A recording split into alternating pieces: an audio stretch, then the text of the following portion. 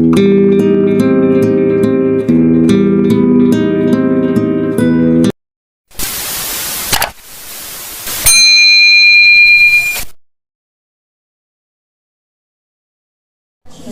Allah Subhanahu wa Ta'ala, sehingga kita semua dapat hadir dan berkumpul di tempat yang berbahagia ini untuk mengikuti dan mendapatkan pengetahuan dan wawasan masalah kesehatan ya, dari kehamilan, bayi baru lahir, balita sampai ibu nifas dan ibu berKB ya. Nah, pada hari ini kita akan bahas dengan topik pemeriksaan kehamilan. Walaupun semuanya sudah melahirkan, sudah punya bayi, tapi yang namanya wawasan pengetahuan apa salahnya ya kita tahu sedikit. Siapa yang hamil di sini? Yang hamil satu ya. Berapa bulan udah? 8 bulan ya. Alhamdulillah. Periksa ke puskesmas? Enggak. Ya. Nah, itu sudah dapat satu masalah dari permasalahan. Si ibu tidak melakukan pemeriksaan ke puskesmas, otomatis tidak mengetahui yang namanya pemeriksaan KB, golongan darah. Mungkin dari awal kita sudah tahu kalau golongan darah. KB-nya pun bisa terjadi perubahan sewaktu-waktu. Tekanan darah, kuping sudah dapat. Alhamdulillah. Berarti selama ini lakukan pemeriksaan ke datang itu melakukan pemeriksaan lab, ya. Tempat di sini. BPJS-nya di mana? Di kampung, boleh. Ibu hamil itu tidak ada ketentuan dia. Kami ingin ibu hamil itu seluruh nasional itu sehat dia, ya. Sekali boleh, nggak masalah kan, seperti ibunya sehat. Apalagi di umur hamil 8 bulan. Kita tahu HB-nya 7 atau HB-nya 8. Masih ada kesempatan untuk kita tingkatkan. Ya kan, konsumsi kacang hijau tanpa misalnya berani tanpa santan, tablet FE sehari sekali, kemudian disertai dengan yang lain, ya kan? Gizi seimbang pada ibu hamil itu perlu. Kemudian kalsium untuk mencegah osteoporosis pada si ibu, si bayi itu pertumbuhan tulang dan gigi, ya. Kami menunggu nih hari setelah kelas ibu sekali wajib ya untuk kita lakukan pemeriksaan lab. Nah, seperti kita tahu umumnya bahwa pemeriksaan kehamilan itu ada di awal ada 4 kali, ada 3 kali, ada 6 kali. Di pertama kehamilan itu perlu kita lakukan pemeriksaan 2 kali ya. Karena kenapa? Untuk tahu apakah letak janinnya normal ke depan. Ibu merencanakan kehamilan, setidaknya sudah punya sedikit posisi apa letak dalam rahim atau tidak. Suplemen vitamin, ada konsumsi sayur buah, ibu bisa buktikan ya. Anak kita rajin kita konsumsi asam folat, sayur buah, bisa lihat di saat dia lahir bagaimana cerdasnya, bagaimana aktifnya. Saking aktifnya kita suruh ke kiri dia ke kanan, betul enggak? Karena saking aktifnya wajar karena dia masih bayi dan balita, belum tahu apa yang mau kita sampaikan, begitu dia aktifnya ya. Nah, itu yang pertama. Kemudian trimester kedua 1 kali untuk mengetahui perkembangan dia sesuai tidak berat badan si janin dalam kandungan dengan umur kehamilan. Terjadi nggak peningkatan berat badannya, itu juga perlu.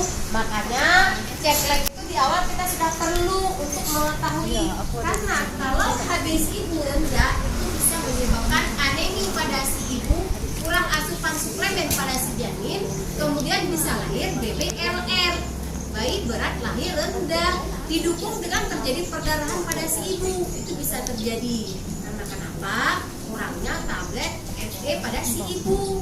Ya, itu wajib kita tahu agar ke depan kalau hamil bisa kita wajib kita ikutin apa yang dianjurkan oleh petugas. Kemudian yang ketiga ini kita perlu sekitar 2 atau 3 kali. Itu sangat perlu karena kenapa? Bisa kita tahu apakah mengarah atau mencetus ke yang namanya preeklamsi. Tiba-tiba kaki udah bengkak, muka udah bengkak, tangan udah bengkak pada ibu hamil.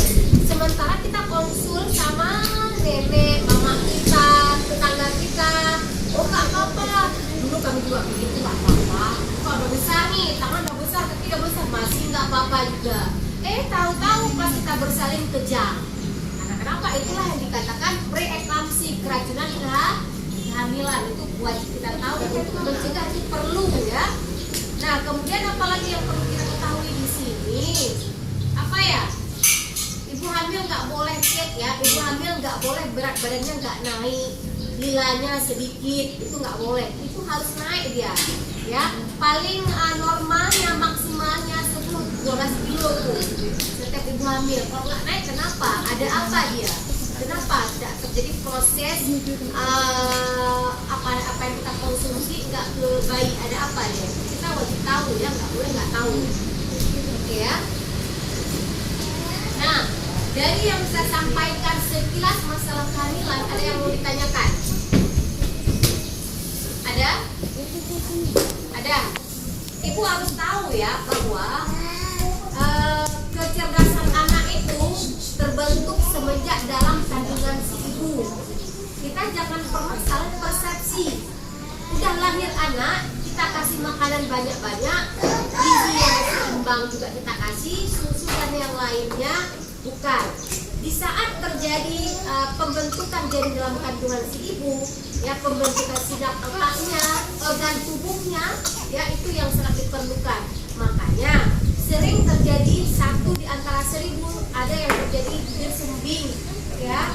Ada kan kita lihat, itulah dia, tidak terjadi pembentukan kromosom secara sempurna akibat dari kita. Itu ada. Saya ada beberapa foto dan video masalah bayi yang mengalami kelainan. Otaknya itu kecil, badannya besar, otaknya besar, badannya kecil juga ada. Itu sama juga dengan ketidakseimbangan proses pertumbuhan dan perkembangan jadi dalam kandungan. Itu dia. Caca kalau kita nanti sudah lahir dikatakan dengan gizi buruk atau gizi yang kurang, ya kan? Kalau dalam kandungan terjadi kecacatan. Nah, itu kita harus aware, harus peduli kita. Karena kenapa? Anak kita lahir secara sempurna, kita senang bahagia. Begitu anak kita lahir tidak sempurna, ya kurang sempurna, itu kita seumur hidup merasa bersalah. Itu enggak. Tapi itu apalagi sudah terjadi. Ini sebelum terjadi kita kepinginnya anak kita sehat, ya sempurna, tumbuh dan berkembang sesuai dengan umurnya. Makanya dikatakan setiap anak itu 3 bulan dari awal kita sudah bisa berat badan, tinggi badan, kepalanya sesuai apa enggak.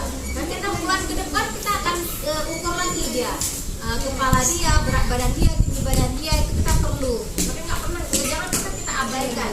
Satunya lagi, anak sekarang wajib kita imunisasi. Kita sekarang lagi mau wabah hepatitis, betul enggak?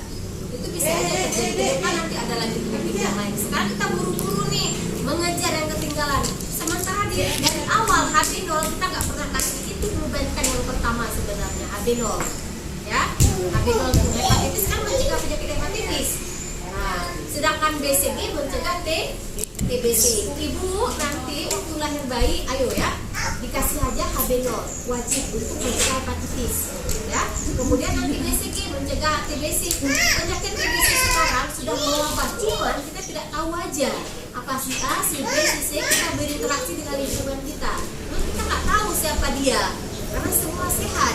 Yang dikatakan TB itu menyeluruh, baik TB tulang, paru, ginjal dan yang lain, ya. Oke.